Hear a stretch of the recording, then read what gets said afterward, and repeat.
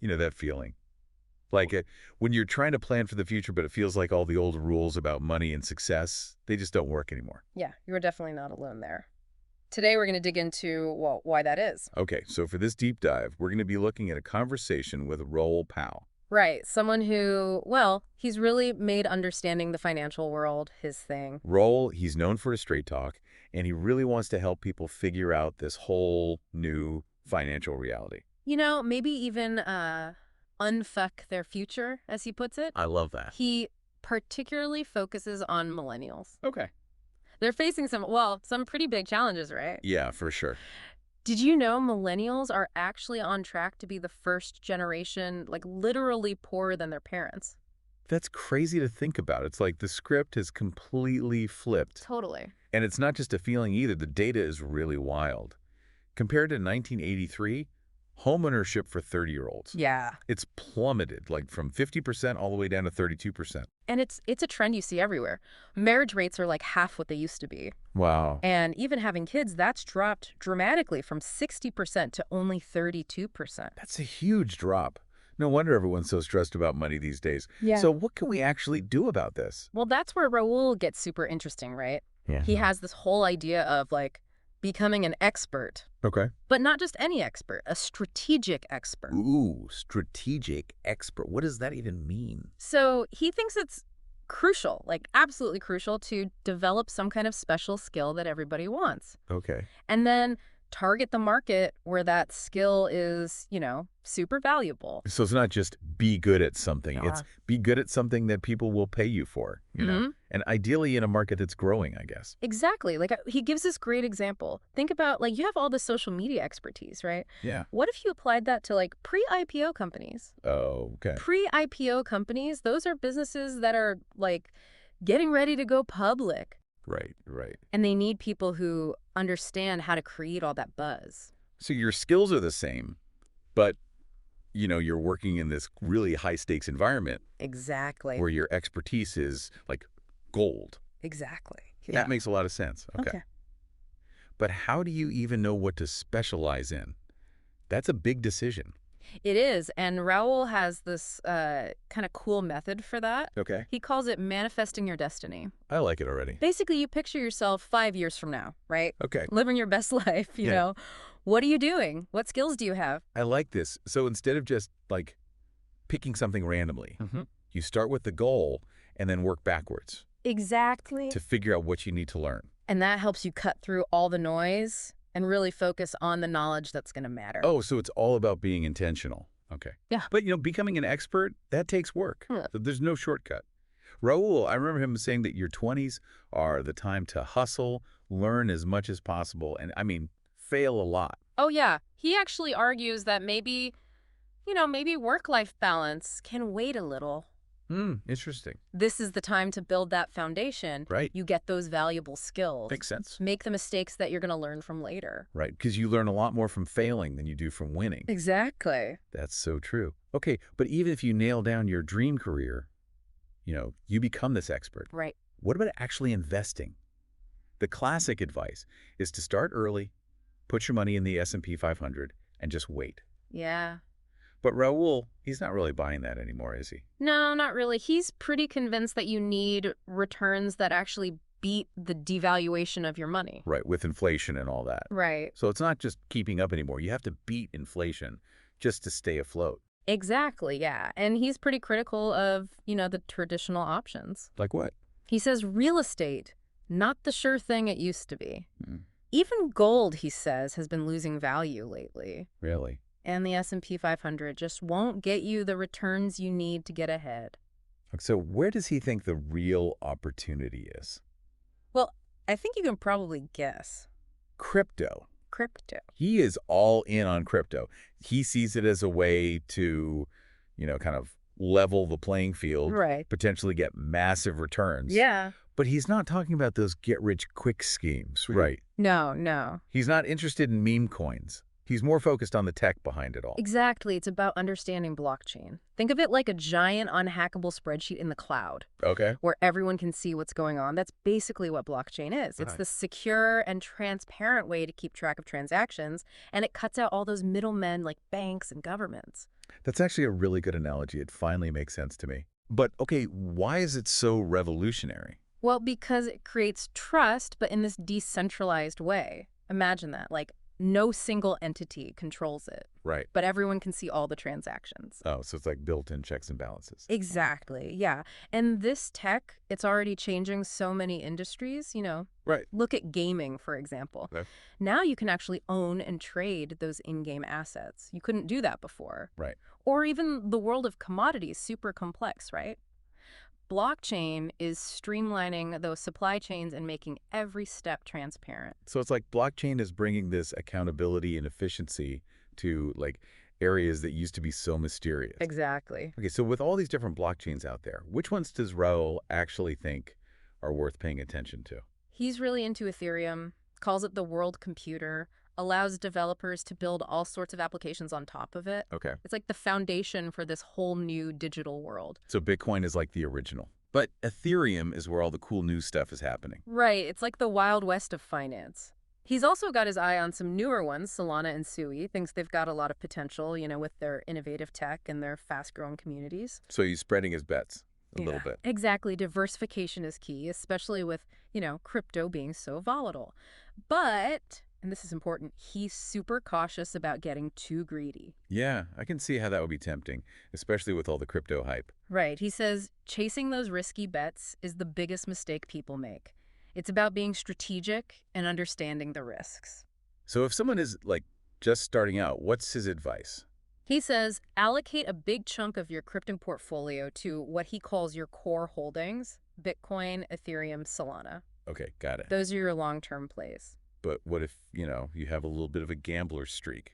He says if you absolutely have to scratch that itch, set aside a small percentage, like 10% or something, for those fun investments. But always know the risks. You could lose it all. That's good advice. So it's like anything in life, moderation, balance. Exactly. But above all else, secure your tokens, don't lose them. Oh, right. He's a big fan of using a hardware wallet, like a ledger, Uh-huh. and keep that seed phrase safe. Now, remind me what a seed phrase is again. Yeah, it's basically a backup of your private keys, like the master password to all your crypto. If you lose it, you lose access to your tokens. No one can help you recover it. Okay, that's scary. Right. He recommends keeping it offline in multiple secure locations. Might seem like overkill, but, well, it's worth it. It's better to be safe than sorry, especially when we're talking about your money. But, even with all this focus on, like, building wealth and figuring out this new financial reality, I think it's good to remember that money is just a tool. Yeah. It's not the end goal. Oh, he totally agrees with that. He's very clear that true wealth is about quality of life, having the freedom to do what you love, spend time with the people you care about, and just create a life that feels, truly meaningful. It's not about chasing money for the sake of money. It's about using money to create a life that you actually value. Exactly. He actually shared a personal story about this, his own experience with semi-retirement. He moved to Spain thinking he'd relax and just, enjoy life. But he quickly realized that he missed, like, the stimulation of work. He missed those challenges. That's interesting. So even with financial security, you still need to find purpose and meaning. Yeah, absolutely. And those things, they're different for everyone. Right. Well, that's where things get really interesting. Raoul believes that. Raoul believes we're, like, right on the edge of this huge societal shift, driven by, well, technology, obviously, and changing values. Okay, now you've got me really curious. Tell me more about this shift. So he thinks with, AI getting so big, a lot of the jobs we have now, they could just be, poof, gone, automated. Like, picture driving through a city, almost every car, Uber, taxi, delivery truck, it's got a professional driver. Those jobs with self-driving tech, they could vanish, like, overnight. Yeah, that's a pretty intense image. A whole sector of the workforce just gone. It makes you wonder what happens to all those people. Right. And it brings up this, like, really big question. If AI takes over all these jobs, the ones we rely on for our economy, what will people do? Yeah, will we all become artists and philosophers? Well, he actually thinks we might be seeing the decline of what he calls the digital opportunity. That whole era of, like, content creators, software developers, stock traders. So all those jobs that have been booming, those are on their way out. That's a little unsettling. What does he see taking their place? He thinks there could be a shift towards, experiences and community, those becoming the new valuable things. Makes sense. The more time we spend online, the more we crave real-world stuff, connections. Like, that's why travel's still so popular, even when the economy's bad. He's also super interested in the growth of, like, digital communities. Online forums, all those niche groups. People are finding their tribe online. Yeah, it's like we're all searching for that feeling of belonging, whether it's with, like, fellow crypto fans or Chihuahua lovers or whatever your thing is. And here's a twist. AI's getting in on this, too. Raoul's been talking about these character AIs. Character AIs, is that like they're those chat bots that people are forming, relationships with? Exactly. Like, he mentioned this one chatbot that's supposed to be a cool kid bully. Right. It's had over 150 million conversations. Wow. It shows you there's this deep human need for connection, even if it's with, something virtual. That's both fascinating and a little scary, honestly. Like, if people can get that kind of connection from AI, will they even need human experts anymore? What does this mean for us? Great question. Brings us back to that idea of, like, investing in AI. How do we actually capitalize on this change? So we'll be talking, like, buying stock in the big tech companies. Yeah. Microsoft, Google, Meta. He actually thinks that while, investing in tech is important, those big corporations might not offer the same, like, huge returns as, say, being an early investor or venture capitalist. So where does he suggest we look? You probably know the answer. Crypto. Crypto? Of course. Yeah. But this time, it's not about making a quick buck. Right. He sees it as investing in the infrastructure of the future. A future where blockchain and AI, they're the big players. And unlike those traditional investments, crypto, it's much more level. Anyone can get involved. Okay, but even with all this potential, you can still lose your tokens, right? Oh, absolutely. And this is where his advice about security is so key. He's a big advocate for what he calls self-custody, meaning you control your own private keys, You're not relying on those third-party platforms that could get hacked or go bankrupt. So taking responsibility for your own investments is a key part of all this. Exactly. And he also really emphasizes the mental side of investing, how easy it is to, get caught up in the excitement and make these impulsive choices, especially when you've got those bull markets, prices going crazy. It's like those stories you hear about people putting their life savings into, like, meme coins or whatever the hot new thing is. Right. He says, have a plan and stick to it, no matter what the market is doing. He even says, avoid using leverage. Leverage, that's when you're basically borrowing money to invest, right? Exactly. It can make your gains bigger, but it can also make your losses bigger. So discipline is key. Don't let your emotions take over. Right. And he's actually really open about his own mistakes, too.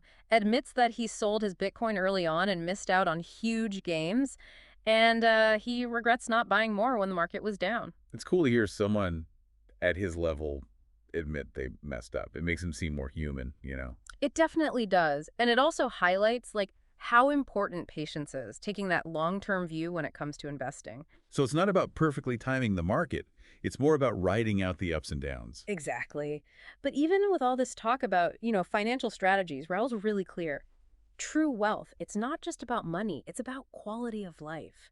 That freedom to pursue your passions, spend time with the people you love, and create a life that feels, really meaningful. It's like we were saying before, money's a tool to get to a richer life, not the goal itself. But what does he mean by quality of life? Is it just about having enough money to do whatever you want? Well, he talks a lot about his own transition, going from this high-pressure finance world to a life that's more about experiences, personal growth. Remember that story about him semi-retiring to Spain? Yeah. Thinking he'd just relax and enjoy, but he realized he missed the mental challenge of his work. It's a good reminder that even with financial security, we still need to find our purpose, what makes us feel alive. And those things are going to be different for everybody. Right. Absolutely. He emphasizes that it's about aligning your financial goals with, like, your bigger life values. It's not about just piling up money. It's about using that money to create a life that feels, rich and rewarding on a personal level. So how do we actually do that? How do we bridge that gap between, success with money and actually feeling fulfilled. He suggests, like, really going after your passions, whether that's traveling the world, starting a business, or even just spending time outdoors. It's Mhm. about figuring out what lights you up and making space for it. Even if it means making some choices that are, a little different, a little unconventional. Exactly. He also really stresses the importance of connecting with people, building those strong relationships with people who share your values. It's not just about what you do on your own, it's about that sense of community. That's so important these days, when technology can sometimes make us feel more alone than connected. How do we cultivate those connections, though, in a way that really matters? He's actually been talking about the role of community in this digital age, especially with, online communities becoming so big. It is interesting how people are forming these, like, virtual tribes Yeah. based on shared interests. Everything from, crypto to gaming to, like you said, even Chihuahua lovers. Right. These online spaces, they offer a place to belong, especially for people who maybe feel like they don't fit in the real world. But is that enough? Can online connection really replace actually being with people face to face? Raul, he acknowledges the limits of online stuff. He thinks that being together in person is still crucial for us as humans. He encourages people to find ways to connect in the real world, whether that's through social events, doing activities together, or even just, talking to strangers. So it's about that balance, right? Mhm. Between digital and physical, the virtual and the real. Not rejecting technology, but using it to make our lives better, not to replace real experiences and connections. Exactly. Finding that sweet spot is key. Embrace technology, but don't let it consume you. And he asked this really interesting question. What if the real measure of wealth, it's not your money, but the richness of your experiences and the strength of your relationships? That's a powerful way to look at it. It completely changes how we define success. And he thinks that by putting quality of life first, we can create a future that feels, both prosperous and fulfilling, no matter what our finances look like. So it's not about waiting for the perfect moment or having a certain amount of money. It's about taking action now to build the life you want. Exactly. He encourages us to embrace the unknown, challenge the way things are, and create a life that feels true to you. He's really painting this compelling vision of the future, one where we're not just getting by, but we're thriving Yeah. financially and personally. And his insights, they offer a way to navigate this crazy world and build a future that feels meaningful. His own story is proof that you can reinvent yourself and that aligning your actions with your values, it's so important. It is inspiring to see someone who's so successful professionally also really prioritize personal growth. It shows you can have both. He reminds us it's never too late to change direction. Go after your passions and build a life that feels like it's truly yours. And as we wrap up this part of our deep dive, it's important to remember that unfucking your future, it's not about finding some magic formula or hitting some arbitrary financial target.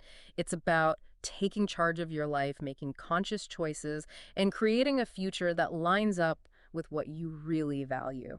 It's about owning your life and making it something that reflects who you are and what you want to do. It feels like Raoul is telling us to, take a minute and really think, what do I want my life to look like? What actually matters? And then how can I use what I have, including my money, to build that life? And he makes it clear it's a journey, not a destination. Right. It's about taking those small steps, making changes as you go, and always trying to create a life that feels real, fulfilling. So it's not about like getting everything perfect right away. It's more about like knowing where you're going and being open to learning as you go. He believes that those small steps over time, they add up to big changes. Yeah.